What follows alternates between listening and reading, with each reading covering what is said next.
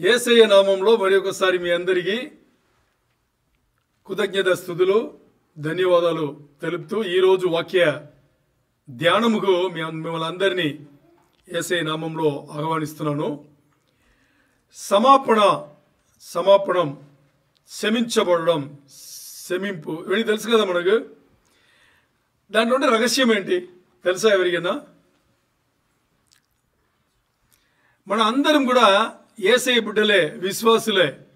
పరిశుద్ధ గ్రంథం చదువుతాం, పాటలు వింటాం, పాటలు పాడుతాం, వాద్యాలు వాయిస్తాం, ప్రార్థనలు చేస్తాం. ఇంకోటి ఎవరన్నా మన దగ్గర వచ్చి అంటే గంటలు గంటలు మాట్లాడగలం. మన దగ్గర సబ్జెక్ట్ ఉందో లేదో గంటలు గంటలు మాట్లాడగలం దేవుడి గురించి, అన్నీ చేస్తాం. మరి కొంతమంది మన జీవితంలో వచ్చేటప్పుడు వాళ్ళని క్షమించగలమంటే క్షమించలేము, ప్రసక్తే లేదంటాం. ఏం చెప్తాం? వాడు చేసిందని నేను వాడిని క్షమించలేను, వాడు అంత చేశాడు నాకు అనే లిస్ట్ మీ దగ్గర ఉందా లేదా? అంటే ఈ లోకంలో అందరినీ క్షమించారా మీరు? లేదు, కొంతమంది వాడికి అంతే, వాడిని నేను క్షమించను, అలా చేసాడు, వాడు ఏమేం చేశాడు తెలుసా మీకు అని మీకు 100 లిస్టు పెడతారు. అర్థమైందా మీకు? 100 లిస్ట్ ఉంటుంది. సో సమాపణం అనే దీంట్లో సమాపణం యొక్క రహస్యం ఏంటి అనేది ఒక 4-5 వారములు చూసుకోబోతున్నాం. 5-6 అంశములు ఉన్నాయి. సబ్జెక్ట్ ఇదే, ద సీక్రెట్ టు ఫర్గివ్నెస్. ఏంటి? సమాపణం యొక్క రహస్యం. ఇది మన సబ్జెక్ట్. మరి దీంట్లో 5-6 అంశములు ఉంది కాబట్టి ఒకే రోజుల్లో మనం 6 గంటల 45 నిమిషాల గంటల చెప్పలేము కదా. అందుకని 4-5 వారములు వెళ్తుంది. ఒక్కొక్క వారం కూడా ఒక్కొక్క అంశం ఉంటుంది. అర్థమైందా? ఈరోజు సమాపణం యొక్క రహస్యంలో సేదు అంటారా, చేదు అంటారా? చేదు అంటే చేదు సంబంధించిన అపాయములు ఏంటి? The dangerous of bitterness. ఏంటి? ద డేంజర్స్ ఆఫ్ బిటర్నెస్ అంటే చేదు సంబంధించిన అపాయములు ఏంటి అని చూసుకోబోతున్నాం. దీనికి క్షమించడానికి ఏమి సంబంధం అంటే భయంకరంగా ఉంది సంబంధాలు. ఏముంది? చాలా భయంకరంగా ఉంది దానికి సంబంధం. ఏమని చూద్దాం మనం. ఓకే, ఇప్పుడు ఈ చేదు అనేది ఎప్పుడు మన లోపల ఉంటుంది. ఇది కొంచెం లోతైన సబ్జెక్ట్. ఓకే, ఏదైనా దేవుడు మనకి ఇస్తే కొంచెం లోతుగానే ఇస్తారు. అందుకని మీరు దీన్ని అర్థం చేసుకోవాలి. అర్థమైందా? ఇది అర్థం చేసుకోవాలంటే పరిశుద్ధాత్మ దేవుడు మనలో పనిచేయాల్సిందే. అందుకని వేడుకోండి, సరేనా? ఇప్పుడు మనకి ఈ చేదు వల్ల ఏమవుతుందంటే ఇతరులను క్షమించలేకపోతున్నాము. ఏంటి?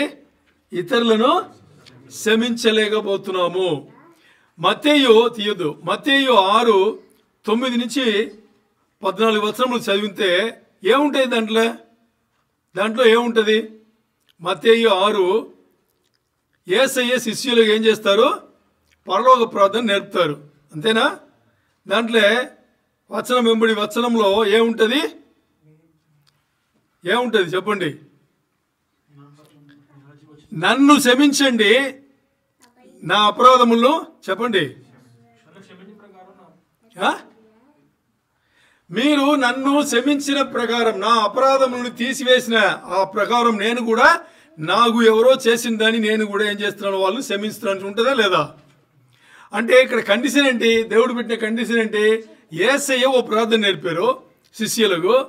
ఈ ప్రార్థన పోలిన ప్రార్థన మీరు చేయండి అన్నారు. అంటే ఇక్కడ నా పాపములు క్షమించబడాలి అంటే నేను ముందు ఏం చేయాలి? ఇతరుల పాపమును క్షమించాలి. ఇప్పుడు యేసయ్య నేర్పిన ప్రార్థన ఇతరుల పాపములు, నాకు అతిక్రమములు చేసిన వాళ్ళు, నాకు వ్యతిరేకంగా పాపం చేసిన వాళ్ళను నేను క్షమిస్తే తండ్రి అయిన దేవుడు నేను చేసిన పాపములు క్షమిస్తాడు అని యేసయ్య నేర్పాడు. మరి ఇప్పుడు మనం ఏం మాట్లాడుతున్నాము? ఈ చేదు అనేది ఇతరులను క్షమించదు అంట. ఏంటి? ఇతరులను క్షమించదు అంట. మరి ఇప్పుడు మన లోపల చేదు ఉంటే ఇతరులను క్షమించలేమంటే మన పాపములను దేవుడు క్షమిస్తాడా? సబ్జెక్ట్ లోతైందా తేలికగా? సబ్జెక్ట్ లోతా కదా, లోతు. ఇప్పుడు మన లోపల చేదు ఉందనుకోండి, ఉందా లేదని మనకు తెలుసా? మన లోపల ఇంకోరిపైన చేదు ఉందా లేదని మనకు తెలుసా? తెలీదా? తెలీదు. తెలుసు, తెలియదు. కొంతమంది దగ్గర మనకు చేదు ఉందా లేదని తెలియదు, కొంతమంది మనకు తెలుసు, తెలిసే క్షమించం. ఎందుకంటే ఆ చేదు ఏం చేస్తుంది? క్షమించడానికి ఒప్పుకోదు. అది ఈరోజు దేవుడు మనతో మాట్లాడుతున్నారు. మరి ఇప్పుడు రిస్క్లో ఉండేది బాగా అర్థం చేసి నాకు సమాధానం చెప్పండి. చేదు మన లోపల ఉంది, కొంతమందిని క్షమించలేకపోయాం. అర్థమైందా? ఇప్పుడు రిస్క్లో ఉండేది మనం ఎవరిని క్షమించలేకపోయామో మనమేనా? చాలా తెలివి ఉన్నారు మీరు. మనమే కదా. ఇప్పుడు మనం చేదుని తీసివేయాలా వద్దా? ఇప్పుడు ఆ చేదు ఉందా లేదా మనకు తెలుసా? కొంతమందికి తెలుసు, కొంతమంది దగ్గర తెలియని కూడా తెలియదు. మనమే కొంతమంది దగ్గర లేదు అనుకుంటాము, మరి ఉందో లేదో తెలియదు. కొంతమంది మనకు తెలిసే మనం చేదు పెట్టుకుంటాం. Bitterness against somebody. ఓకే, ఏమని చూద్దాం. ఇప్పుడు మనం ఈ సమాపణ యొక్క రహస్యం 5-6 అంశంలు ఉందన్నాం కదా, అది మాట్లాడుతూ దానిలో మొదటి అంశం ఏం మాట్లాడబోతున్నాం? మన లోపల ఉండే చేదును ముందు తీసివేయాలి. మన లోపల ఉండే చేదును మనం తీసివేస్తేనే ఇతరులను క్షమించగలము అని మనం మాట్లాడుతున్నాం. వాక్యం ఎక్కడ ఉంది? ఉండాలి కదా, వాక్యం ఉండాలి కదా. వాక్యం లేకుండా మనం మాట్లాడలేము కదా. తీయండి, హెబ్రీయులకు రాసిన పత్రిక 12వ అధ్యాయం, హీబ్రూస్ 12th చాప్టర్. హెబ్రీయులకు రాసిన పత్రిక 12వ అధ్యాయంలో 15వ వచనం. ఇక్కడ చూడండి, నేను మీకు చెప్తాను, దాని ప్రకారం చదవాలి. ఎలాగంటే 15, 16 బాగా ఇక్కడ వినండి. హెబ్రీయులకు రాసిన పత్రిక 12వ వచనం ఇంగ్లీష్లో, 12వ అధ్యాయంలో 15వ వచనం మాత్రమే ఇంగ్లీష్లో.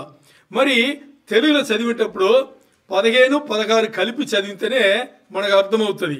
మరి 16వ వచనం పూర్తిగా చదవాల్సిన అవసరం లేదు, చివరిలో 2 పదాలు మాత్రం చెప్తే చాలు 15తో. అర్థమైందా?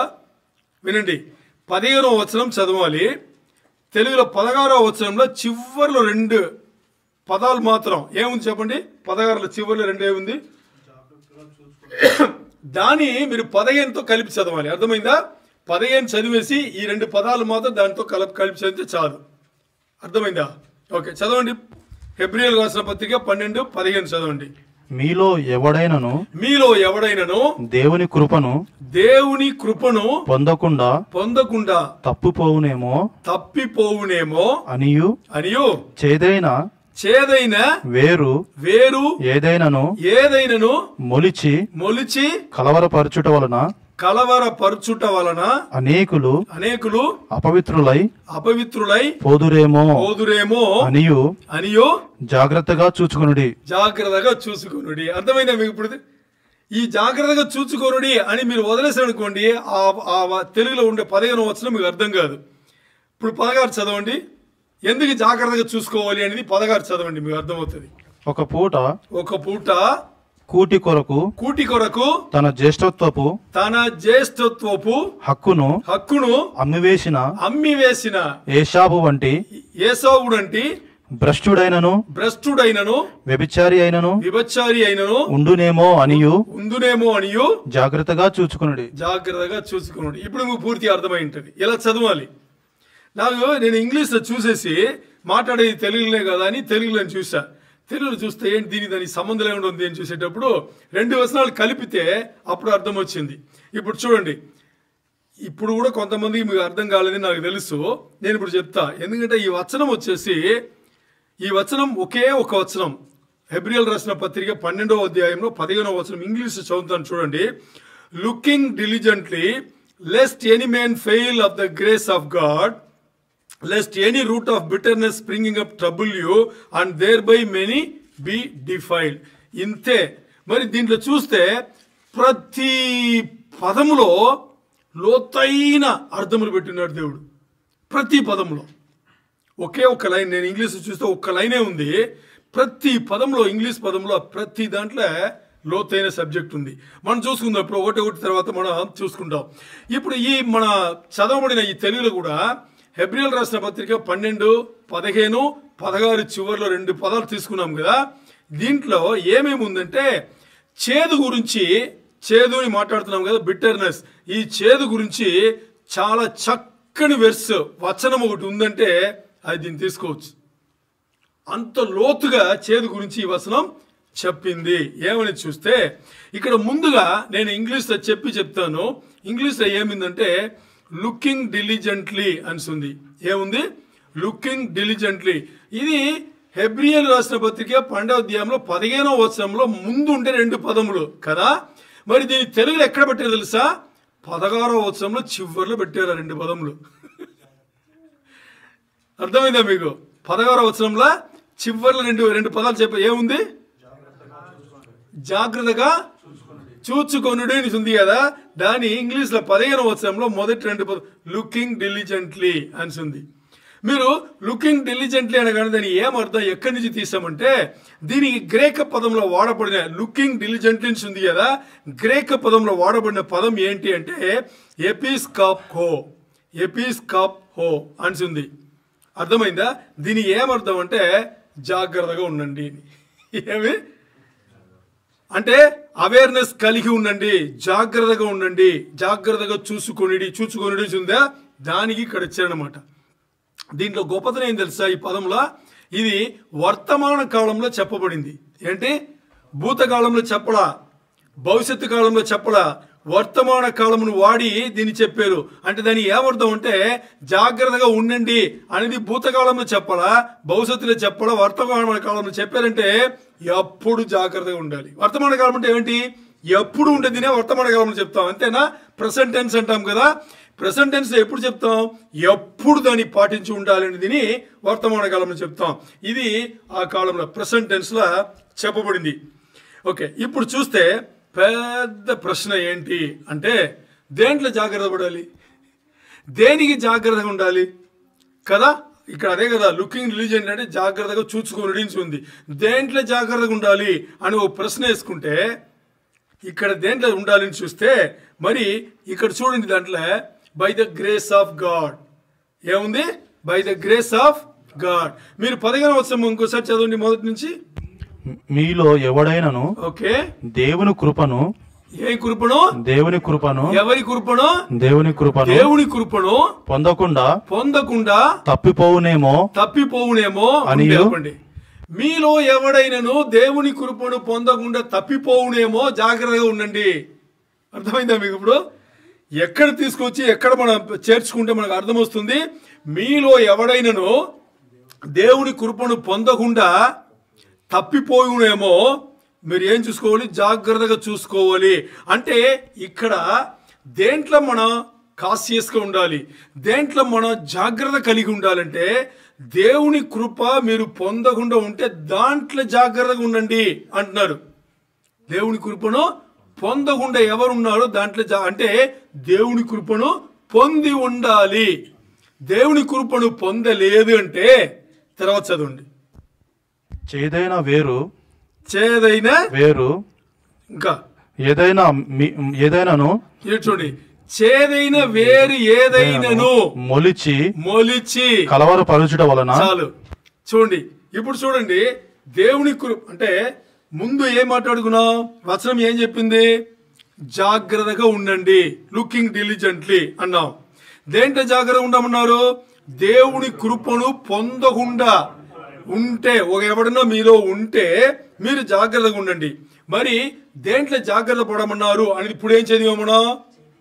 మీలో ఏదైనా చేదైన విషయం మొలిచి ఉన్న ఎడలా, మీ లోపల ఏదైనా చేదైన విషయం మొలిచి ఉన్న ఎడలా అనిసింది కదా. ఇదే ఈరోజు మనం మాట్లాడబోయేది. ఇప్పుడు ముందు మాట్లాడాం కదా, దేవుని కృప మీరు ఎవరైనా తొలగిపోయి ఉన్నారా ఏమో, అది మనం ఈరోజు మాట్లాడాలి. మన అంశం ఈరోజు అది కాదు. మన అంశం ఏంటి ఈరోజు? మీలో ఏదైనా చేదైన విషయం మొలిచి ఉన్న ఎడలా మీరు జాగ్రత్త పడాలి అనే దీంట్లో మనం ధ్యానం ఉంది. అర్థమైందా మీకు? ఓకే, ఇప్పుడు చూడండి, హెబ్రీయులు రాసిన పత్రిక అదే వచనమే 12వ అధ్యాయం 15వ వచనంలో ఇప్పుడు చదివారు కదా మీరు. మీలో ఏదైనా, అది చదవండి. చేదైన వేరు ఏదైనాను మొలిచి కలవరపరచుట వలన పరుచుట వలన. అలాగే ఆపండి. ఏం మాట్లాడుతున్నారు చూసారు ఈ వచనంలో? మీలో ఏదైనా చేదైన విషయం మొలిచి మిమ్మల్ని కలవరపరుచున ఎడలా అనిసింది. మనలో ఏం మొలుస్తుంది? చేదైన విషయం ఏం మొలుస్తుంది, ఏం కలవరపరుస్తుంది అని మనం చూడాలంటే చూద్దాం. ఇక్కడ చూడండి, ఆ చేదు అని తెలుగులో పదం వాడబడింది కదా, దానికి ఇంగ్లీష్లో వాడబడిన పదం ఈ వచనంలో బిట్టర్నెస్. ఇంగ్లీష్ అదే వాడబడింది. చూడండి, lest any root of bitterness springing up trouble యూన్స్ ఉంది కదా, ఇక్కడ బిట్టర్నెస్ అనే పదం. ఈ బిట్టర్నెస్ అనే పదముకు గ్రేక పదంలో పిక్రియా అనే పదం వాడబడింది. ఈ పిక్రియా అనే పదముకు మీకు అర్థం తెలుసా? చెప్తే అదిరిపోతారు. విషం, పాయిసన్ అని అర్థం. బిట్టర్నెస్ అంటే ఏంటి? పాయిసన్ అని అర్థం. ఇప్పుడు వరల్డ్లో ఈ లోకంలో ఫేమస్ అయిన డిక్షనరీలు ఉంటుంది కదా, దాంట్లో ఈ బిట్టర్నెస్ అనే పదముకు మీరు అర్థం చూసుకుంటే రెండు విధముగా పెట్టుంటారు. రెండు విధముగా అర్థం ఉంటుంది. ఒకటి ఏముంటుంది తెలుసా? ఒక తక్కువైన ఒక వస్తువు, అది సాలిడ్గా ఉండొచ్చు, అంటే గట్టిగా ఉండొచ్చు, లేకపోతే నీళ్ళ రూపంగా ఉండొచ్చు. తక్కువ దాన్ని వేసుకుంటే చచ్చిపోతారు, అది విషం. అంతేనా? ఇది ఒక అర్థం. ఇంకో అర్థం ఏమిచ్చింది ఆ డిక్షనరీ ఏమిచ్చిందంటే, మన సంతోషమును లేకపోతే మన సౌకర్యములను ఏదైతే హాని చేసి నాశనం చేస్తుందో అది కూడా పాయిసన్ అంట. ఈ రెండు అర్థములు ఇచ్చింది డిక్షనరీలో. పౌలు భక్తుడు ఏం చేశారంటే రెండవది అర్థమును వాడుకున్నారు. అర్థమైందా మీకు? పౌలు భక్తుడు ఏం చేశారు? రెండవది అర్థమును వాడుకున్నారు.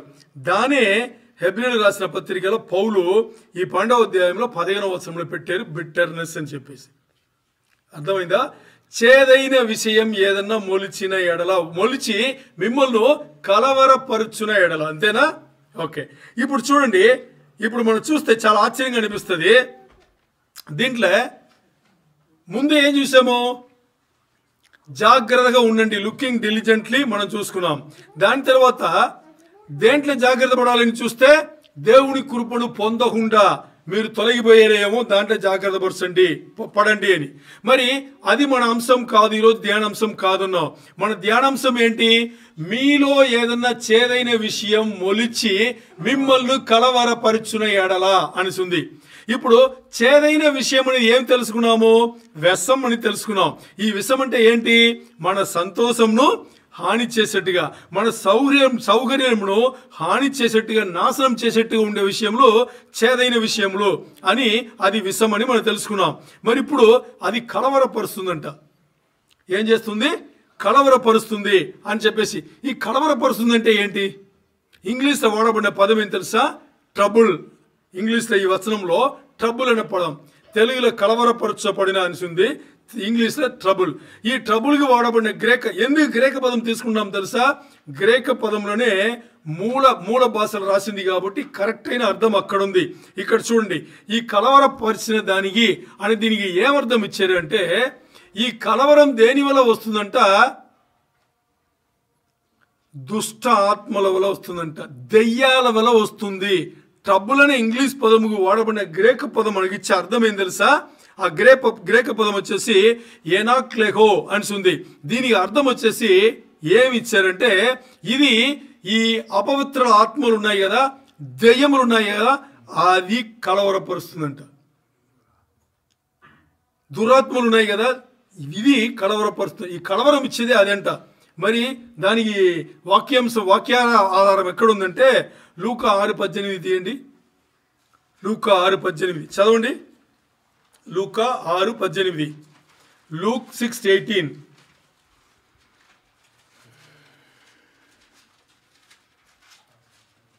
లూకా 6:18 చదవండి. అపవిత్రాత్మల చేత బాధింపబడిన వారును వచ్చి స్వస్థత పొందిరి. ఇంకోసారి చదవండి. అపవిత్ర ఆత్మల చేత బాధింపబడిన వారు అని కదా. దీనికి వాడబడిన ఇంగ్లీష్ పదం ఇక్కడ ట్రబుల్. ఇక్కడ చూడండి, లూకా 6:18 నేను ఇంగ్లీష్ లో చదువుతాను. who had come to him and to be healed of their diseases, those troubled by impure spirits were cured. Impure spirits అంటే ఏంటి? అపవిత్ర ఆత్మలు. అపవిత్ర ఆత్మలు ఇచ్చే ప్రాబ్లం ఇది. అర్థమైందా? అక్కడ వాడబడిన పదం ట్రబులెన్స్ ఉంది కదా, దేంట్లో హెబ్రీయులకు 12:15 ట్రబుల్ అనే పదముగును, ఇక్కడ వాడబడిన ట్రబుల్ అనే పదముగును వాడబడిన గ్రీక్ పదం ఒకటే. ఒకే గ్రీక్ పదం దానికి దీనిని వాడబడింది. అంటే ఇక్కడ కలవరపరచడానికి ఏది ఆధారంగా ఉంది? అపవిత్ర ఆత్మలు, దెయ్యాలు, అపవిత్ర ఆత్మలు, సాతాను శక్తులు ఇక్కడ ఆధారంగా ఉంది అని ఇక్కడ చెప్పబడింది. అందుకని ఇక్కడ ఈ చేదు అనేది దేనికి సంబంధించింది? అపవిత్ర ఆత్మలకు సంబంధించింది. అపవిత్ర ఆత్మలు మనల్ని ఏం చేస్తుంది? కలవరపరుస్తుంది. ఇప్పుడు లూకా 6:18 ఈ అపవిత్ర ఆత్మలు పీడింపబడిన వాళ్ళందరూ యేసయ్య దగ్గర వచ్చి స్వస్థత పొందారని మనం చూసుకున్నాం. అదే కదా చూసాం మనం. ఇప్పుడు ఇక్కడ వాడబడిన ఈ బాధింపు ఉంది కదా, ఈ పదము వాడబడిన ఇంగ్లీష్ పదం ట్రబుల్ను, హెబ్రీయులకు రాసిన పత్రిక 12:15 వాడబడిన ట్రబుల్ను, రెండును వాడబడిన గ్రీక్ పదం ఒకటే. ఏంటి ఆ పదం? ఏంటి మనకు? ఎనాక్లెహో అనే గ్రీక్ పదం ఒకటే వాడబడింది. ఇప్పుడు మీకు హెబ్రీయులకు రాసిన పత్రిక 12:15 ఇంకోసారి చదవండి. మీలో ఎవడైనను దేవుని కృపను పొందకుండా తప్పిపోవునేమో అనియు. ఇంతవరకు కాదు మన అంశం కదా. ఇక తర్వాత చేదైన వేరు. ఇక్కడి నుంచి ఆలోచన చేయండి. చేదైన వేరు ఏదైనను మొలిచి కలవరపరచుట వలన. ఇక్కడ చూడండి, చేదైన వేరు ఏదైనను మొలిచి కలవరపరచునంటే ఏంటది? అపవిత్ర ఆత్మల ద్వారా మీరేమవుతున్నారు? బాధింపబడుతున్నారు. అర్థమైందా? మొలిచిన ఎడల. ఇప్పుడు దీని తర్వాత అనేకులు అపవిత్రులై పోదురేమో అనియు జాగ్రత్తగా చూచుకొనుడి. ఇక్కడ చూడండి, ఇప్పుడు ఎవరు ట్రబుల్లో ఉన్నారో వాళ్ళుగా ప్రాబ్లం ఉంది, వాళ్ళు కష్టపడతారు.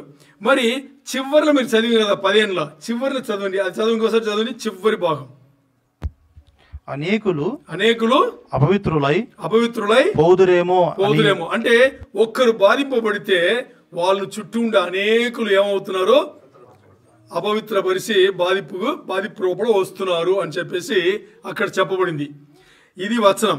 ఇప్పుడు మనం మాట్లాడబోయేది దీని నుంచి కొంచెంగా చూసుకుంటే, ఇక్కడ ఒక్క అంశం మీరు స్ట్రాంగ్గా గుర్తుపెట్టుకోండి. ఎవరినో ఒక్కరు ఆ బాధింపు వచ్చి ఉంటారు, ఎవరినో ఒక్క రూపల ఆ బిటర్నెస్ ఉంటుంది, ఎవరినో ఒక్క రూపల ఆ చేదైన అనుభవం ఉంటుంది. అది వాళ్ళతో పోతుందా? వాళ్ళతో పోదు. ఇప్పుడు నేను ఉదాహరణ చెప్తా. మీరు ఫ్యామిలీతో రెస్టారెంట్కి వెళ్ళారు, అది ఒక ఫ్యామిలీ రెస్టారెంట్, హోటల్ అనుకోండి. ఈరోజు ఫ్రైడే కదా, ఈరోజు సాయంత్రం ఓకే వెళ్దాం, చాలా రోజులు అయింది కదా బయటలో తిని అని వెళ్తున్నారు. వెళ్ళి ఫ్యామిలీ రెస్టారెంట్ వెళ్ళి కూర్చున్న తర్వాత మీరు, మీ భార్య, ఒక అమ్మాయి, ఒక అబ్బాయి, నలుగురు, సింపుల్ ఫ్యామిలీ అనుకోండి.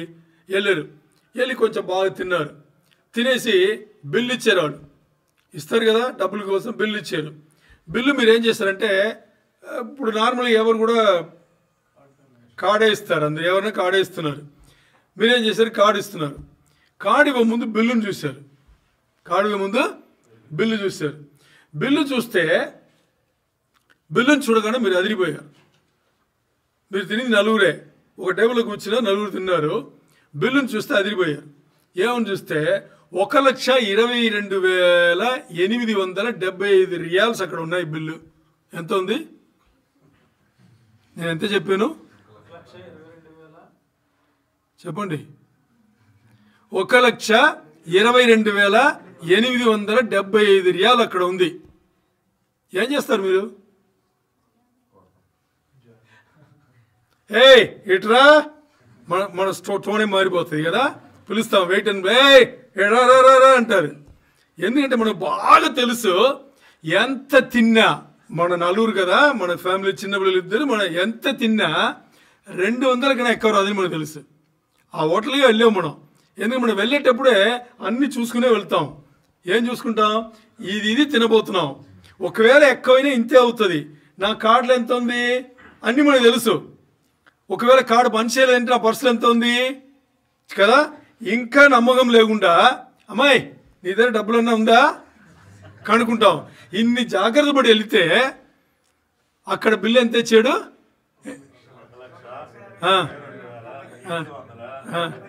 75 కదా. అంత ఇస్తే ఇప్పుడు మీరు దాన్ని కడతారా బిల్లు? ఏమంటారు? ఏం చేస్తాం మనం? ఎందుకు ఇంత బిల్లు? మేము తినింది ఇదే కదా, దీని ఇంతే కదా రావాలి. ఎందుకంటే మనం ప్రతిదీ ఆర్డర్ చేసేటప్పుడు లెఫ్ట్ సైడ్లో ఒకటి ఉంటుంది, రైట్ సైడ్లో ఒకటి ఉంటుంది. లెఫ్ట్ సైడ్ ఏముంటుంది? ఐటమ్ ఉంటుంది. రైట్ సైడ్ ఏముంటుంది? మనం ముందు లెఫ్ట్ సైడ్ చూస్తామా, రైట్ సైడ్ చూస్తామా? రైట్ సైడ్ చూసి లెఫ్ట్ సైడ్ వస్తాం. అంతేనా? నలుగురు కలిసి వెళ్ళేటప్పుడు రైట్ సైడ్ చూస్తాము. ఈ రేంజ్లో ఉంది, మనం ఇప్పుడు లెఫ్ట్ సైడ్ చూడదని చూస్తాం.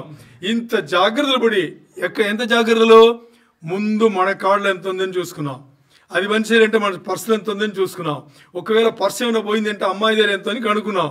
ఇన్ని జాగ్రత్తలు పడి మనం వెళ్ళిన తర్వాత ఆ తర్వాత ఇంకో జాగ్రత్త ఏంటి? రైట్ సైడ్ చూసుకుని లెఫ్ట్ సైడ్ చూసిన వాళ్ళు మనం. ఇన్ని అయిన తర్వాత వాడు ఇంత బిల్లు ఇస్తే ఒప్పుకుంటావా? ఒప్పుకోం.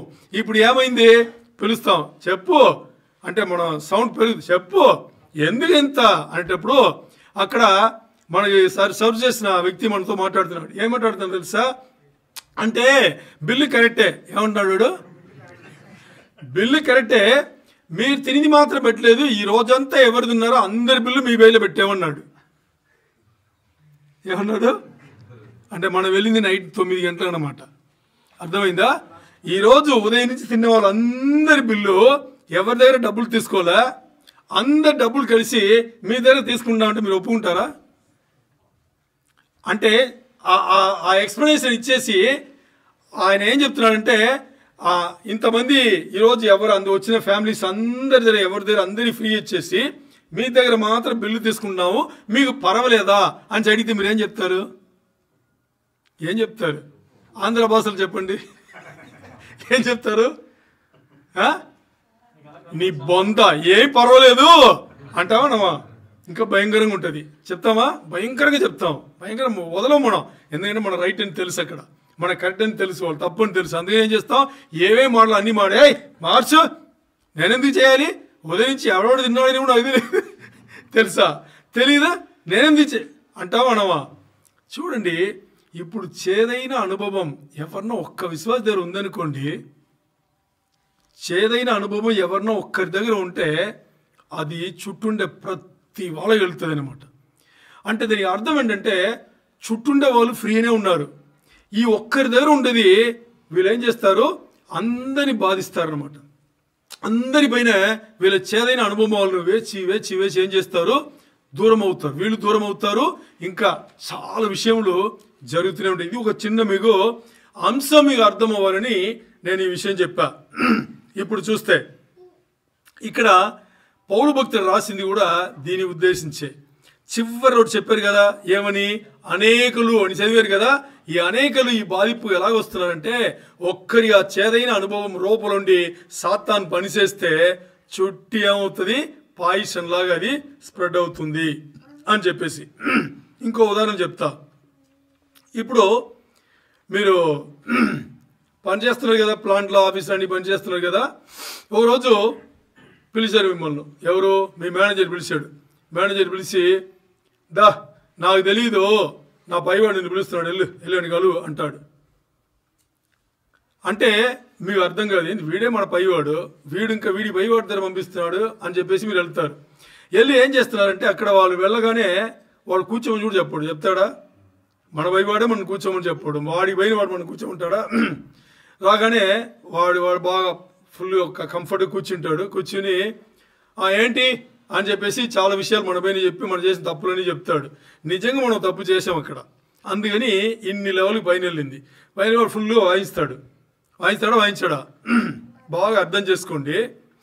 అన్ని వాయింపులన్నీ తీసుకుని ఇంటికి వస్తున్నాం. వాయింపులన్నీ తీసుకున్నాము. సాయంత్రం పూట ఇంటికి వస్తున్నాం. డే షిఫ్ట్ అనుకోండి. సాయంత్రం పూట ఇంటికి వస్తున్నాం. ఇంటికి వచ్చేటప్పుడు మీరు బాగా బాగా ఇష్టపడి ఓ పిల్లి మీ ఇంట్లో ఉందనుకోండి, మీరు ఇష్టపడి మీరు పెంచుకుంటారు, ఓ పిల్లి ఉంది.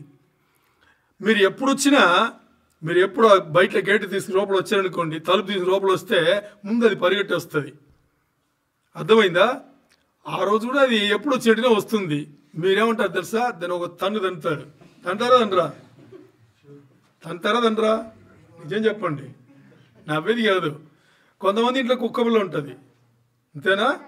కుక్క బిల్ల ఉంటుంది. లేకపోతే కొంతమంది ఇంట్లో ఈ ప్యారెట్ అంటారు కదా, ఏమంటారు? చిలుక, ఏదో చిలుక. అది ఆ రోజు ఎప్పుడు మాట్లాడంటే అది కూడా మాట్లాడుతుంటుంది. ఆ రోజు పట్టించుకుంటావా? ఏయ్ అంటాం. అర్థమైందా? పిల్లి ఓ తన్ను, కుక్క పిల్ల ఓ తన్ను. మరి ఇద్దరు పిల్లలు, చిన్న పిల్లలు పరిగెట్టేస్తే ఐ అంటాం. ఇంకా అలాగే వెళ్ళిపోతారు వాళ్ళు. అయిపోతారా? భార్య వస్తుంది. భార్య వచ్చి ఏమంటుంది? ఏంటండి ఈరోజు అంటే, ఏయ్ వెళ్ళే తర్వాత చెప్తా అంటావా అనమా అనేసి మనకని ఒక గది ఉంటుంది, లోపల దూరిపోయి తలుపు వేసేస్తాం. తలుపుని ఎలా వేస్తాం తెలుసా? ఇలా తోస్తాము, వెళ్ళిపోయిన తర్వాత ఇలా ఇలా తొక్కుతుంటాం. అర్థమైందా? సరే, ఇది ఇప్పుడు ఒక సన్నివేశం కదా. యాక్చువల్గా జరిగింది ఏంటి చెప్పండి? జరిగిందేంటి చెప్పండి. నేను అన్నీ చెప్పాను కదా మీకు. పని చేసే స్థలంలో మీరు ఏదో చేశారు, తప్పు చేశారు, తెలిసి జరిగిపోయింది. ఓకే, జరిగిపోయిన తర్వాత దానికి సంబంధించిన వాడు ఎవడో పైవాడు ఏదో పిలుస్తున్నాడు, పిలిచి వాయించాడు. వాయిస్తే అక్కడ ఏమవ్వాలి? మనం రియలైజ్ అయి ఉండాలి.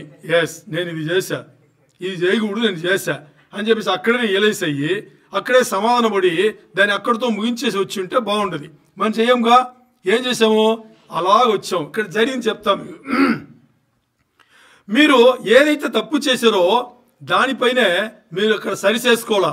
సరిచేసుకోకుండా మీరు ఏం చేశారు తెలుసా? అలా వచ్చి మీ పై అధికారులను చూసి, ఈ పై అధికారి ఏం చేశాడు తెలుసా? మీరు చేసిన దాన్ని చెప్పి దానికి సంబంధించిన శిక్ష లేకపోతే ఓ వార్నింగ్ లేదో పనిష్మెంట్ ఏదో ఒకటి చెప్పగానే మీరు ఏం చేశారు తెలుసా? వాడు తిట్టిన దాన్ని మీరు చూశారు కదా, ఆ తిట్టి మాటలు అలా పెట్టుకుని మీరేం చేశారు? దాన్ని బయటికి తీసుకొచ్చారు, ఇంటికి తీసుకొచ్చారు. ఇది పై జరిగింది. మరి లోపల ఏం జరిగింది మీకు తెలుసా? నిజంగా ఏం జరిగింది మీకు తెలుసా? ఇప్పుడు చెప్తా. నిజంగా అక్కడ జరిగింది ఏంటంటే, మీరు చేసిన తప్పు ఉందే, ఆ తప్పు మీ లోపల ఉంది, దాన్ని ఒకటి ఎత్తి చూపించాడు. దాన్ని కూడా ఏం చేశాడు? ఎత్తి చూపించాడు. ఎత్తి చూపించేటప్పుడు అది మీకు చేదైన అనుభవం. అర్థమైందా? అది మీకు చేదైన అనుభవం. ఈ చేదైన అనుభవం లోపల పెట్టుకుని ఇప్పుడు మీకు వచ్చింది ఏం తెలుసా? ఒకటి భయం, లేకపోతే గాయపడ్డారు, లేకపోతే ఫ్రస్ట్రేట్ అయ్యారు. ఏమయ్యారు? ఫ్రస్ట్రేట్ తెలుగులో ఏం చెప్తారు? చిరాకు అంటారా? చిరాకేనా? లోపల ఒకటి భయం కలిగింది, లేకపోతే ఏమైంది? చిరాకు పడ్డారు, లేకపోతే ఇంకోటి ఏంటి? ఏం చెప్పాను? గాయపడ్డారు. Hurt, fear, hurt, frustration. ఈ మూడిట్లో ఏదో లేదు, మూడు కలిసి ఏదో లోపల జరిగింది. దీన్ని ఏం చేస్తున్నారంటే, మీరు ఎవరి దగ్గర చూపించాలి?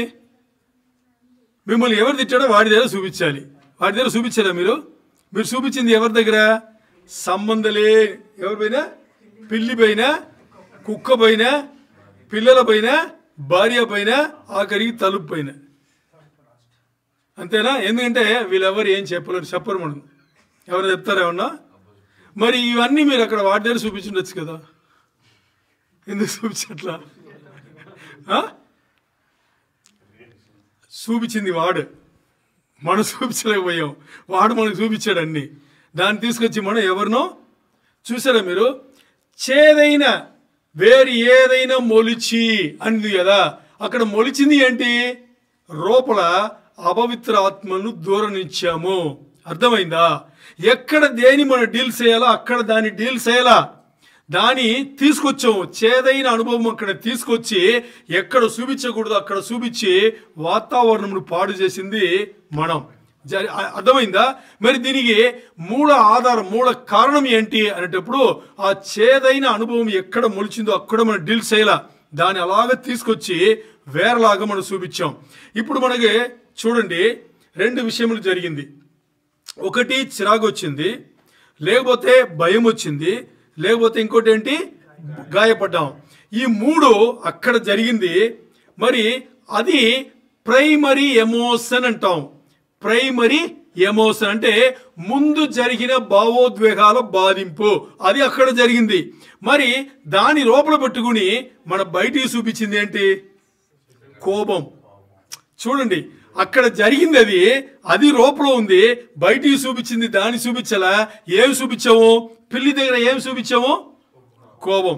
పిల్లల దగ్గర ఏం చూపించాము? తలుపు, భార్య, కోపం చూపించాం. ఇప్పుడు చూడండి, మనకి జరిగిన అనుభవం వచ్చేసి ఒకటి, మనం చూపించిన అనుభవం ఇంకోటి. మనకి జరిగిన అనుభవం వచ్చేసి గాయపడ్డాము, భయపడ్డాము, చిరాకు వచ్చింది, దీన్ని చూపించాలి మనం. ముందు జరిగింది ఇది, మరి బయట చూపించింది కోపం. ఇది దేని వల్ల అనేటప్పుడు ఆ వచనంలో 2వ భాగంలో అదే ఉంది. మీలో ఏదైనాను చేదైన విషయం మొలిచి, చూసారా, అది మొలిచి మిమ్మల్ని బాధించింది కాకుండా అది అనేకులను కూడా ఏం చేసింది? అపవిత్రం పరిచింది. ఆ రోజు ఆ కుటుంబానికి మీకు పెద్దగా మీరు వచ్చి ఎప్పుడు వచ్చినా ఆ పిల్లి అలాగే వచ్చింది, అది కరెక్ట్గానే ఉంది. దాని కాళ్ళతో ఒక తొక్కు ఒక తన్నాం. పిల్లలు అలాగే వచ్చారు. వాళ్ళు ఏం చేసాం? అని ఏదో బెదిరించాం. భార్య వస్తే ఇప్పుడు కాదు వెళ్ళు అన్నామా? మరి ఇది అనేసి గది లోపల మనం వెళ్ళిపోయాం. మరి వీళ్ళు ఏమైపోవాలి? అలాగా అయిపోవడానికి వాళ్ళు చేసిన తప్పేంటి ఆలోచన చేసామా? అది చాలా చాలా ఇంపార్టెంట్. అది చాలా చాలా ఇంపార్టెంట్. మన ఇక్కడ చూడండి, అక్కడే ఎవరో మన మేనేజర్లు, పై అధికారులు వాళ్ళు మనని ఏదో చేస్తే దాంట్లో మన బాధింపు, దాంట్లో హర్ట్ అయ్యి, దాంట్లో ఫ్రస్ట్రేట్ అయ్యి, లేకపోతే దాంట్లో మనకు వచ్చేసి ఏమైంది? గాయపడి మనం వచ్చేసి ఇంకో చోట్ల వచ్చి వేరేలాగా మనం చూపిస్తున్నాము. మరి ఇది మానవ నైజం, అంటే మానవులందరూ ఇలాగే ఉన్నారు కదా. దీన్ని అధిగమించడం ఎలా? దీన్ని ఎలా అధిగమించాలి అంటే 2 విషయములు. దీన్ని అధిగమించాలంటే 2 విషయములు. ఎందుకు మనం దీన్ని ఇంత తేటగా మాట్లాడుతున్నామంటే, దీన్ని సరిగ్గా మనం డీల్ చేయలేదు, దీన్ని సరిగ్గా మనం అధిగమించలేదంటే ఈ సమాపనం, కొంతమందిని మనం క్షమించలేకుండా ఉన్నాం కదా, వాళ్ళు మనం ఎప్పుడు క్షమించలేము. వాళ్ళు క్షమించలేదు అనేటప్పుడు మన తప్పులు దేవుడు క్షమిస్తాడా? క్షమించడు. అందుకని ఈ చేదైన అనుభవం మన రూపం నుండి దీని ముందు మనం ఏం చేయాలి? తీసివేయాలి, లేకపోతే దాన్ని డీల్ అన్నా చేయాలి. ఎలాగంటే దీనికి ముందుగా 2 విషయములు. దాంట్లో ముందుగా ఈ చేదైన విషయములు ఎలా మనం డీల్ చేయాలి అని చూసేటప్పుడు ముందు ఈ చేదు ఎక్కడ స్టార్ట్ అయింది, ఎక్కడ మొదలైందో ఆ రూట్ మనం తెలుసుకోవాలి, ఆ సోర్స్ మనం తెలుసుకోవాలి, ఎక్కడ ఆధారం ఉందో దాన్ని మనం పిరికివేయాలి, దాన్ని మనం తీసివేయాలి. అది మొదటిగా. ఎందుకంటే ఈ చేదు అనేది ఎప్పుడు వస్తుందో, ఎప్పుడు దీన్ని ఏమంటారంటే, దీన్ని కట్టి చెప్పాలంటే చేదుని దీన్ని అన్రిసాల్వ్డ్ ఆంగర్ అంటారు. ఇంగ్లీష్ ఏమంటారు? అన్రిసాల్వ్డ్ ఆంగర్. అంటే ఇంతవరకు తీర్చలేని కోపం మన లోపల ఉందంట. అంటే ఇంతవరకు ఆ కోపముకు ఇంకా ఒక సొల్యూషన్ రాలేదంట. మన లోపల కోపం ఉంది, ఆ కోపముకు ఇంకా ఎక్కడ ఒక ముగింపు లేదు, దానికి సమాధాన పడలేదు. అలాంటి కోపం ఇంకా దహిస్తూ లోపల ఉంది.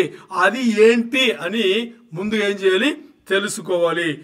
అది ఏమవుతుందంటే ఆ కోపం ఉండి ఉండి ఉండి ఉండి అంటే ఎప్పుడో 25 సంవత్సరం ముందు, లేకపోతే ఎప్పుడో మన నాన్నకి ఎవడో చేసి ఉంటాడు, వాని పెట్టుకుని ఆయన పోయి ఉంటాడు, నాన్న పోయి ఉంటాడు, వాళ్ళ పిల్లలు పోయి మనవలు వచ్చి ఉంటారు, వాళ్ళ పైన పెట్టుకుంటాం మనం. దాని అర్థం ఏంటి? తరతరాలుగా కోపంని ఏం చేస్తున్నాం? లోపల అలా నిప్పు పెట్టి అలా ఏం చేస్తున్నాం? పెంచుతున్నాం. పెంచి పెంచి పెంచి పెంచి అదే అన్రిసాల్వ్డ్ ఆంగర్. ఇంకా కోపం వచ్చేసి ఏమవ్వాలా? తెలుగులో కరెక్ట్ రావాలా? అన్రిసాల్వ్డ్ ఆంగర్ అంటే ఇంకా ఆ కోపం వచ్చేసి చల్లపడలేదంటే దాని ఒక ముగింపు ఇంకా రాలా, అంటే దానికి సమాధానమైన ఒక విషయం ఆ కోపం పైన ఇంకా ఏమీ జరగల. అదే అన్రిసాల్వ్డ్ యాంగర్ అనేది. సో అది ఏమవుతుందంటే ఆ వ్యక్తి ఒక జీవితంలో అది నాశనం చేస్తుంది. ఆ వ్యక్తి జీవితంనే నాశనం చేస్తుంది. చాలా చాలా ఇంపార్టెంట్. అందుకే దాని వ్యసం కింద, అందుకే దాని ఇంగ్లీష్లో బిట్టర్నెస్ అని ఉంది కదా, దానికి వ్యసం కింద పౌలు భక్తుడు ఏం చేశారు, దాన్ని అలా చెప్పారనమాట. ఇక్కడ ఈ చల్లబడని కోపం లేకపోతే ఇంకా సమాధాన పడని ఈ కోపంను దాన్ని ఏం చేయాలి, మనం ఒక ముగింపుకు తీసుకురావాలి. అలా తీసుకురావాలంటే అది ఎక్కడ మొదలైందో అది మనకి తెలియాలి, దాన్ని మనం డీల్ చేయాలి. ఇప్పుడు ఎక్కడ మొదలైంది తెలియదు అనుకోండి, ఎలా మనం దాన్ని సరిచేయగలం? చేయలేం కదా. ఇప్పుడు ఇదే మనకు రెండవది పాయింట్. మొదటి పాయింట్ ఏంటి, ఎక్కడ అది ఆరంభమైందో దాన్ని మనం తెలుసుకుని సరిచేయాలి. ఇప్పుడు అది సరిచేసేదే రెండవది పాయింట్. రెండవది పాయింట్ ఏంటంటే ఈ చేదైన విషయమును మనం అధిగమించాలి. అంటే ఏం చేయాలంటే, ఎందుకు ఆ చేదైన విషయంలో ఎక్కడ మనం కోపపడ్డామనేది మనకు తెలియాలి ముందు. అర్థమైందా మీకు? అంటే ఈ చేదైన విషయం వచ్చేసి రూపంలో మనకు ఆ అన్రిసాల్వ్డ్ యాంగర్ ఉంది కదా, చల్లబడని కోపం ఉంది కదా, అది దేని వల్ల మనకు అది ఏర్పడింది అనేది మనకు ముందు తెలిస్తే మనం ఏం చేస్తాం, దాన్ని అడ్రస్ చేస్తాం. ఇప్పుడు బాగా అర్థం చేసుకోండి, ఇక్కడ మొదటి భావోద్వేగంలో ఇక్కడ జరిగేది మొదటిది కోపం కాదు. మొదటిది కోపం అనేది రెండవది. ముందు ఏం జరిగింది అక్కడ, ఒకటి గాయపడి ఉండాలి, లేకపోతే చిరాకు వచ్చి ఉండాలి, లేకపోతే భయం కలిగి ఉండాలి. ఈ మూడు లేదనుకోండి కోపం తర్వాత వచ్చేది కదా. ఈ మూడు జరగడానికి ముందు ఏమి జరిగిందో దాన్ని అడ్రస్ చేయాలి అనేది రెండవది పాయింట్. దాన్ని మనం ఏం చేయాలి, అడ్రస్ చేయాలి అనేది. సరే, ఇప్పుడు చూద్దాం. నేను ఆ ఉదాహరణ కిందనే మీకు చెప్తాను. ఇప్పుడు ఒక వ్యక్తి, ఏ వ్యక్తి అయినా చూసుకుందాం, సూపర్ సెన్సిటివ్ అనుకోండి. ఏంటి అంటే కరెక్టే చెప్పారు. అతి సున్నితమైన వ్యక్తి అనుకోండి, వాళ్ళకు కొంచెం డేంజర్ ఎక్కువ అనమాట. ఎందుకు తెలుసా, మీరు మహా సున్నితమైన వ్యక్తి అంటే మీరు ఎక్కువ కోపపడతారు. పడరా? అన్నీ మీకే వస్తుంది. మీరు అంటారు కూడా, ఏంటి అన్నీ నాగే వస్తుంది, ఎందుకంటే మీరు బాగా సున్నితంగా ఉన్నారు కాబట్టి మీకే వస్తుంది. చాలా విషయాలు పట్టించుకోలేదు అనుకోండి, అలా వెళ్ళిపోతారు. చాలామంది చూడండి లోకంలో హ్యాపీ ఉంటారు, మనకైనా అన్ని విషయాలు తక్కువనే ఉంటారు, చాలా సంతోషంగా ఉంటారు. ఎందుకంటే వాళ్ళు ఎక్కువ విషయాలు పట్టించుకోరు.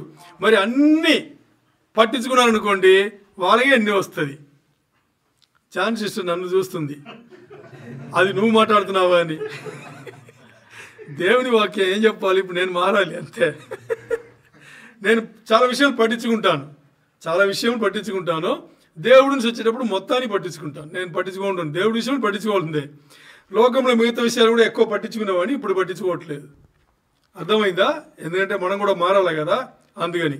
ఇప్పుడు ఎవరైతే అతి సున్నితంగా ఉన్నారో అన్ని ప్రాబ్లం వాళ్ళకే వస్తుంది.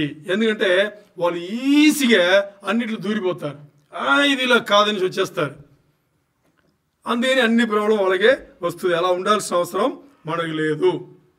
సరే, ఇప్పుడు కోపం, చిరాకు, దాని తర్వాత గాయపరచడం. ఇప్పుడు గాయపరచడం అంటే మనం పడుతున్నామని చెప్తున్నాం కదా.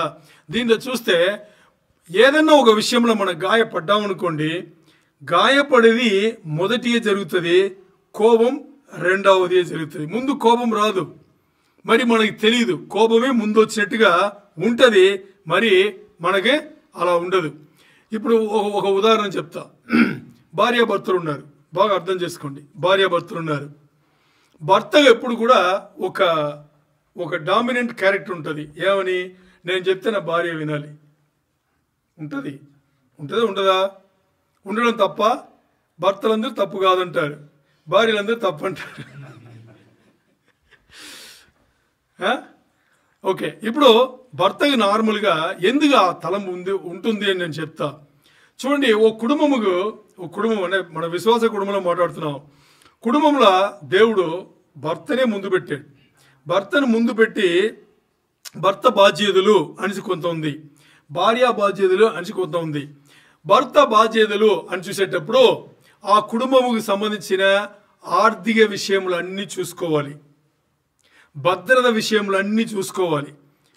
ఎందుకంటే ఈ భర్త మగవాడు కాబట్టి, మగవాడిగా ఆడవాళ్ళ కన్నా కొంచెం బలం ఇవన్నీ కొంచెం ఎక్కువ, బయటికి వెళ్ళి రావడం ఇవన్నీ ఎక్కువ, రాత్రైనా ఏదైనా కానీ కొంచెం ఇవన్నీ ఉంది కాబట్టి దేవుడు ఇచ్చింది ఏంటి, భర్తకు ఆ ఒక విషయం ఇచ్చారనమాట. ఇప్పుడు అందుకని భర్త ఏ ఇంట్లో కూడా చూడండి, సంపాదించే భర్త ఏం చేస్తాడంటే కొంచెం డామినెంట్ రోలే ప్లే చేస్తాడు, కొంచెం పై చేతిగానే ఉంటాడు ఆయన. మరి భార్య ఏమనుకోకూడదు, భార్య కొన్ని బాధ్యతలు ఉంటుంది. భార్య ఇచ్చిన బాధ్యతలు బయటలో కాదు, బాగా అర్థం చేసుకోండి. ఇంట్లో వల్లే ఇచ్చాడు దేవుడు. భార్యకి ఇచ్చింది మీరు కొరింథీయులకు రాసిన పత్రిక కానీ పేతురు రాసిన పత్రిక కానీ మీరు చూసారనుకోండి, ఇవన్నీ ఉంటుంది, మీకు చదవండి. ఇప్పుడు భార్య బాధ్యతలు ఇవన్నీ అని ఉంది. ఇప్పుడు భర్తగా ఆటోమేటిక్గా ఒక క్యారెక్టర్ ఉంటుంది, ఒక గుణగలం ఉంటుంది. ఏమిటి, నేను అనే ఒక ఇది ఉంటుంది అనమాట. ఇప్పుడు భార్య దీన్ని అర్థం చేసుకుని ఓకే దేవుడు ఇచ్చిన విషయములు కదా, మనం భర్తకు లోబడే ఉంటాం అంటే అక్కడ ఏ గొడవ లేదు. అర్థమైందా మీకు, ఏ గొడవ లేదు. ఇప్పుడు ఒక సన్నివేశం చెప్తా. భార్య భర్త ఒక విషయం గురించి మాట్లాడుతున్నారు. మాట్లాడితే భర్త ఒక విషయం చెప్తున్నాడు. చెప్పేటప్పుడు సమాధానంగా మాట్లాడితే భార్య దగ్గర నుంచి సమాధానమే వస్తుంది, కొంచెం సమాధానమే వస్తుంది. భర్త ఎప్పుడు ఒక డామినెంట్ క్యారెక్టర్ వెళ్ళి అంటే పైకి ఎక్కి కొంచెం మాట్లాడేటప్పుడు భార్య గొడవడాలని ఏం మాట్లాడదు, దాంట్లో ఉండే నిజాలు చెప్తారు వాళ్ళు. ఏమండి ఇలాగైతే ఇలా ఉంటుంది కదా అనేటప్పుడు ఇక్కడ భర్తకి ఒకలాగా ఎలా ఉంటుంది, కొంచెం నొక్కినట్టుగా ఉంటుంది, అదే ఈగో ఉంటుంది, కొంచెం నొక్కినట్టుగా ఉంటుంది. అప్పుడు తన వాయిస్ కొంచెం అంటే శబ్దం కొంచెం రైస్ చేస్తాడు.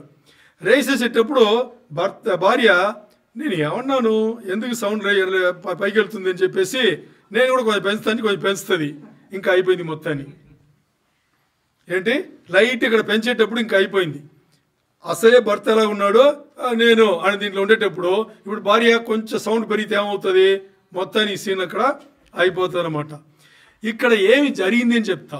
అస్సలైన విషయం ఏం జరిగిందంటే భర్త నేను కొంచెం గొప్పవాడిని, కొంచెం నా మాటలు వినాలి అని మనస్తత్వం కలిగి ఉన్నాడు కదా.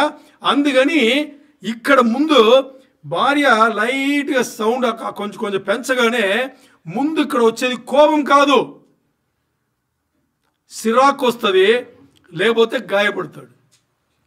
పయందిలో మాడుతుంది, చెప్పకూడదు కదా, నేనే కదా పెద్ద, నేనే కదా అన్నీ చేసేది, నేనే కదా అన్నీ చూసేది, నేను చెప్తే వినాలి కదా. అర్థమైందా? ఇది వినలేదు అనేటప్పుడు ముందు అక్కడ జరిగింది ఏంటి, ఒకటి చిరాకు పడ్డాడు, లేకపోతే గాయపడ్డాడు. ఇప్పుడు దీని తర్వాత చిరాకు పడింది, గాయపడింది వీడు చూపించలేదు కానీ కోపమును చూపిస్తాడు. అందుకని ముందు వచ్చే భావోద్వేగ దీంట్లో ముందు వచ్చేది ఏంటి, సిరాగుపడడం, లేకపోతే గాయపడడం, లేకపోతే భయం వస్తుంది. ఇక్కడ భయం కాదు. ఇప్పుడు రెండవది వచ్చేది ఏంటి, కోపమును చూపిస్తున్నాడు. ఇది హర్ట్ విషయంలో. రెండవది భయం విషయంలో నేను ఒకటి చెప్తాను. ఇప్పుడు మీరు ఇంటికి వెళ్ళారు, ఇది మీరు కొంచెం లోతుగా ఆలోచన చేస్తే భయంకరమైన సబ్జెక్ట్. అర్థమైందా? అలా నవ్వు తెలిపోతే మీకు సబ్జెక్ట్ అర్థం కాదు. ఇప్పుడు రోజంతా పని చేసి మీరు ఇంటికి వెళ్ళారు. ఇంటికి వెళ్ళేటప్పుడు ఆ రోజు బాగా లేట్ అయింది. ఓవర్ టైం అన్నీ చూసుకుని ఇక్కడే ఫ్యామిలీ ఉంది, ఇంటికి వెళ్ళారు. మీరు ఇంటికి వెళ్ళేటప్పుడు ఒక 11 అయింది, 11:30 ఆ రేంజ్లో వెళ్ళారు. మీరు ఇంటికి వెళ్ళి అన్నీ చూసుకుని ఆ తర్వాత మీరు మీ గదికి వెళ్ళారు. మీ గదికి వెళ్ళి అక్కడ బెడ్ ఉంటుంది కదా, ఏమంటారు తెలుగులో, మంచం. అక్కడ వెళ్ళి మంచం ముందు నిలబడి అంటే బట్టలన్నీ మార్చుకుని లుంగి కట్టుకుని మీరు అక్కడ నిలబడ్డారు. నిలబడగానే టక్కముని మీ కాలు ఉంది కదా, ఈ కాలు ఈ ప్రదేశంలో మంచం కింద నుంచి 2 చేతులు వచ్చి పట్టుకుంది. మీరేమవుతారు? 11:30 సౌండ్ లేదు, ఏమి లేదు, అన్నీ నిశ్శబ్దంగా ఉంది, 2 చేతులు వచ్చి పట్టుకుంది. ముందు ఏమవుతుంది ఇప్పుడు మీరు చెప్పాలి నాకు. భయం వస్తుందా? ఓకే. ఇప్పుడు పట్టుకోకుండా మీరు ఏం చేస్తారు? అలా నిలబడతారు, ఏం చేస్తారు? తక్కువని మీరు ఏం చేస్తారు? దాన్ని వదిలించుకొని వెనక్కి వస్తారు కదా. మీ బలం కొలిది మీరు వెనక్కి లాగేటప్పుడు మీ చిన్న అబ్బాయి బయటికి వస్తున్నాడు, కాలు పట్టుకుని మీతో ఆడుకుంటున్నాడు. వాడికేమో ఆట, మీకు చూడండి, చిన్న అబ్బాయి మీతో ఆడుకున్నాడండి, ఇది సబ్జెక్ట్, అంతేనా? ఇలా తీసుకుంటే అయిపోయింది. అలా తీసుకుంటారా? ఇంకా చూడండి, భయం ఉంది అంటే ఏం అయిపోతామంటే మొత్తానికి అయిపోయినట్టే, అంటే బ్లడ్ అన్నీ ఒకసారి అయిపోతుంది, ఏమి ఉండదు. అలా అయిపోతామా? మరి బయటికి రాగానే వాడి ఉంది ఆ రోజు. వాడేమో మనతో ఆడుకున్నాడు, మనమేమో వాళ్ళతో ఆడుకుంటాం. ఇప్పుడు అంటే లాగి కొడతామా? ఏంట్రా నువ్వు ఏం చేస్తున్నావు అంటే, తర్వాత వచ్చేది కోపం, ముందు వచ్చింది భయం. అక్కడ భయం కలిగింది. ఈ భయంను చూపించకుండా మనం ఏం చేస్తామంటే కోపంను అబ్బాయి పైనే చూపిస్తున్నాము. సో మొదటి వచ్చిన భావోద్వేగం వచ్చేసి అక్కడ భయం, రెండోది మనం చూపించిన భావోద్వేగం ఏంటి? కోపం. అర్థమైందా మీకు? ఇవన్నీ లోపల చేదైన అనుభవం ఉంటే అక్కడ మీరు ఒక విషయం ఆలోచన చేయండి. భర్త భార్యతో మాట్లాడేటప్పుడు కానీ, లేదు అబ్బాయి నాన్నతో ఆడుకున్నప్పుడు కానీ అక్కడ యేసయ్యను ముందు పెట్టింటే కోపం వస్తుందా? సౌండ్ రైస్ చేస్తామా? ఏముండదు. మరి అలాంటి అలవాటు మనకు ఉందా? లేదు. మూడవదిగా ఫ్రస్ట్రేషన్, చిరాకు అంటున్నాం కదా. మీరు అందరూ మన అందరూ కూడా కమెంట్లో పనిచేసేవాళ్ళే, ఈ ఊరిలో కమెంట్లో పనిచేసేవాళ్ళే కదా. ఈ ఊరు వాళ్ళతో పనిచేస్తున్నాం కదా. ఈ ఊరు వాళ్ళతో పనిచేస్తే ముందు వచ్చేది ఏంటి? ఏంటి నిజమే, నేను చేసినవాడినే. ఎందుకంటే వాళ్ళు చేసేది మనమే చేయాలి. మన దగ్గర కూర్చుంటారు, మనమే అన్నీ చేసుకోవాలి. చిరాకు పుట్టదా? చిరాకు ముందు పుడుతుంది, వాళ్ళ మీద కోపం వస్తుంది, మరి చూపించలేము. ఈ చూపించని కోపం ఎవరి దగ్గర చూపిస్తాం? ఎవడు మనకన్నా తక్కువ ఉన్నాడో వాళ్ళ దగ్గర చూపిస్తాం. ఆఫీస్లో చూపిస్తాం. ఎవరి దగ్గర తెలుసా? అతడు వాడి దగ్గర, బంగాళీ వాడి దగ్గర చూపిస్తాం. ఎందుకంటే వాడు ఏదో క్లీనింగ్ జాబ్లో ఉంటాడు, వాడి మీద పెత్తనం చేస్తాము. పెత్తనం వీళ్ళ దగ్గర చేయొచ్చు కదా, చెయ్యం. అర్థమైందా మన పొజిషన్లో? ఇలా మనం ఉండుకుని మిగతా అందరి మీద తప్పులు పడతాం. ఏదైనా చేదు మొలిచి కలవర పరిచిన ఏడల లోపల అపవిత్ర ఆత్మలు పనిచేసేది మనలో. అర్థమైందా? ఏదైనా చేదైనా విషయములు మొలిచి కలవరపరిచిన ఏడలంటే అది మన లోపల జరిగేది. మనం దాన్ని ఏం చేస్తున్నాం? దేవుని దగ్గర తీసుకెళ్లకుండా ఏం చేస్తున్నాం? మన ఇష్టాన్ని మనం హ్యాండిల్ చేస్తూ మొత్తాన్ని మనం పాడవుతున్నాం. మన పాడవది కాకుండా ఇతరులు మన చుట్టూ వాళ్ళందరినీ ఏం చేస్తున్నాం? పాడు చేస్తున్నాము. అది చాలా చాలా ఇంపార్టెంట్. ఎందుకు ఇంతసేపు దీన్ని మనం మాట్లాడుతున్నాం? ఏంటి? చిరాకు లేకపోతే భయం కానీ, లేకపోతే గాయపరచబడడం కానీ. ఎందుకు దీన్ని ఇంతసేపు మాట్లాడుతున్నామంటే, ఇది లోపల ఉంటే ఇది లోపల ఉంటే దానికి అర్థం ఏంటి? దెయ్యాలు లోపల పెట్టుకుంటున్నాము. చేదైన అనుభవములు ఉంటే ఈ డెమానిక్ ఫోర్సెస్ ఏం చేస్తుంది? మన లోపల పనిచేసి మన జీవితమును నాశనం చేసేది కాకుండా ఏం చేస్తుంది? ఇతరులు కూడా, మన చుట్టిన వాళ్ళందరినీ కూడా నాశనం చేస్తుంది. ఇది ఉండకూడదు. ఇప్పుడు ఇది ఉండకూడదు అనేటప్పుడు ఇక్కడ మనం ఏం చేయాలి అనేటప్పుడు, ఈ 3 విషయములు ఉన్నా కానీ, ఏ 3 విషయములు ఉన్నా కానీ, చిరాకు కానీ, భయం కానీ, గాయపరచములు కానీ, ఇది ఉన్నా కానీ ముందు ఈ 3 ప్రధానంగా ఉండేది గాయపరిచేది. హర్ట్ వల్లనే, మన లోపల గాయపడిన వల్లనే మనం ఎక్కువ తప్పుడు జీవితం జీవించేది. చాలా చాలా ఇంపార్టెంట్. దాని నుంచి బయటపడితే మనకి ఈ చేదైన విషయంలో ఏం చేస్తాం? బయటికి తీసుకొస్తాం, దీన్ని డీల్ చేస్తాం. ఎక్కడి నుంచి ఉందో అక్కడ పెట్టుకుని, అంటే ఎక్కడ మొదలైందో ఆ స్థలముకు వెళ్ళి మనం దాన్ని సరిచేస్తాం. అది సరిచేయని ఎడల మనం ఈ జీవితంలో మనం బాగుపడేందుకు లేదు. ఎందుకంటే ప్రాబ్లం ఏంటి అని తెలియకుండా దాన్ని సరిచేయగలమా? ప్రాబ్లం ఏంటి అని తెలియకుండా సరిచేయలేము. ఇంకోటి ఎక్కడ అని తెలియకుండా సరిచేయగలమా? చేయలేము. ఇప్పుడు మీరు చూడండి, వర్షాకాలం ఉంది కదా, వర్షాకాలంలో మన ఊర్లో చెప్తున్నా, ఈ ఊర్లో కాదు మన ఊర్లో చెప్తున్నా, వర్షాకాలంలో మన ఊర్లో వచ్చేసి ఫోన్లు పనిచేయదు, ల్యాండ్ లైన్ ఉన్నాయి కదా, ఈ ఫోన్లు పనిచేయదు. దేనికి తెలుసా మీకు? తెలుసా? అదే వర్షాకాలం అంటే వాటర్ వల్లనే. దేని వల్ల? ల్యాండ్ లైన్ అండి. మీరు చూడండి, వర్షాకాలంలో మాత్రం పనిచేయి, ఎండాకాలంలో చూడండి ఏ కంప్లైంట్ ఉండదు, బాగా క్లియర్గా ఉంటుంది. ఎందుకంటే ఈ ల్యాండ్ లైన్లో ఏం చేస్తారంటే అక్కడక్కడ టేప్ పెట్టి కనెక్షన్ పెట్టి ఉంటారు. ఈ టేపులు ఉన్నాయి కదా, దీన్ని బట్టి కనెక్షన్, దీని లోపల నీళ్ళు వెళ్ళిపోతుంది. నీళ్ళు వెళ్ళిపోయి ఏం చేస్తుందంటే ఒకటి ఒకటి టచ్ అయ్యి ఒక సౌండ్ వస్తూనే ఉంటుంది. అర్థమైందా? మీరు ప్రాబ్లం సరిచేయాలంటే దాన్ని వర్షాకాలంలోనే సరిచేయాలి.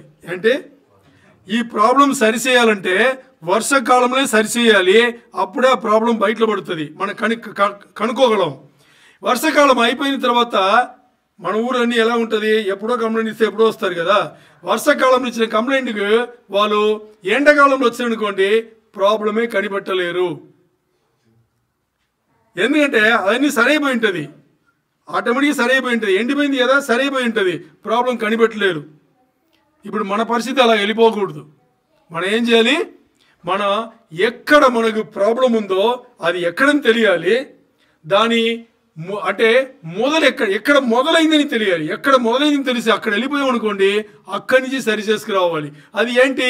ఒకటి మనం గాయపడ్డాం, లేకపోతే మనకు భయం వచ్చింది, లేకపోతే చిరాకు పుట్టింది. ఇది ఎక్కడని చూసుకోవాలి. ఎప్పుడు ఎక్కడ అని చూసుకుంటే మనం ఈ చేదైన అనుభవం నుంచి ఏం చేయొచ్చు? బయటికి రావచ్చు. ఈ చేదైన అనుభవం నుంచి బయటికి రావడం అనేది ఏంటి అంటే, అపవిత్ర ఆత్మలు ఉన్నాయి కదా, సాతాను శక్తుల నుంచి మనం దూరం అవుతున్నాము. అర్థమైందా? బయటలో పడుతున్నాము. ఇది బయటలో పడేటప్పుడు అప్పుడు జీవితాలు మారుతుంది. భర్త భార్యతో ఎలా మాట్లాడుతున్నాడు, భార్య భర్తతో ఎలా మాట్లాడుతున్నాడు, పెద్దవాళ్ళు అంటే తల్లిదండ్రులు పిల్లలతో ఎలా మాట్లాడుతున్నారు, ఇవన్నీ కూడా దీని ఆధారపడే ఉంది. ఎందుకు అక్కడ గొడవలు అవుతుంది, ఎందుకు గొడవలు వస్తుంది, లేకపోతే ఎందుకు ఇంకా వాళ్ళు వచ్చేసి స్వరం ఎక్కించి బాగా ఎక్కువ పెట్టి మాట్లాడుతున్నారంటే లోపల ఏదో పెట్టుకుని మాట్లాడుతున్నాం. లోపల ఏమన్నా ఉంది అంటే అది ఇలాగే ఉంటుంది జీవితంలో అన్నీ ఒకటి. అందుకని ఈరోజు మీరు తల్లిదండ్రులు ఎవరన్నా ఉంటే, మీ పిల్లలతో మీరు ఉన్నారు, మీ పిల్లలు మీరు పెంచుతున్నారంటే జాగ్రత్తగా ఉండండి. ఏం జాగ్రత్త పడాలి? తల్లిదండ్రులైనా కానీ, లేదు విడిపోయిన తల్లిదండ్రులైనా కానీ బాగా అర్థం చేసుకోండి. తల్లిదండ్రులు పిల్లలు మీతో ఉన్నారు మీరన్నా కానీ, తల్లిదండ్రులన్నా కానీ, లేదు మీరు విడిపోయిన తల్లిదండ్రులు మీతో పిల్లలు ఉన్నారన్నా కానీ మీరు జాగ్రత్తగా ఉండాలి. ఏంటంటే మీ ప్రాబ్లమ్స్ వచ్చేసి పిల్లలుగా అందకుండా చూసుకోండి. ఏంటి? మీ ప్రాబ్లం మీ పిల్లలుగా అందకుండా చూసుకోండి. ఎందుకంటే వాళ్ళు మిమ్మల్ని చూసే ఎదుగుతారు. ఏదైనా మీ దగ్గర నుంచే వాళ్ళు తీసుకుంటారు. వాళ్ళకి రోల్ మోడల్ ముందు మీరే. ఇంట్లో ముందు రోల్ మోడల్ మీరే. మిమ్మల్ని చూసే పెరుగుతారు. మీరు సరి లేదు అనేటప్పుడు మిమ్మల్ని వదిలేసి రోల్ మోడల్ ఈ లోకంలో ఎవరినో అని పెట్టుకుంటారు. వాడు ఎలాంటి వాడు మనకు తెలుసా? తెలియదు. ఇప్పుడు మీ పిల్లలకు మీరు రోల్ మోడల్గా ఉన్నారు అనుకోండి, మీరు వాళ్ళను దేవుడికి నడపగలరు. అంతేనా? ఎవడో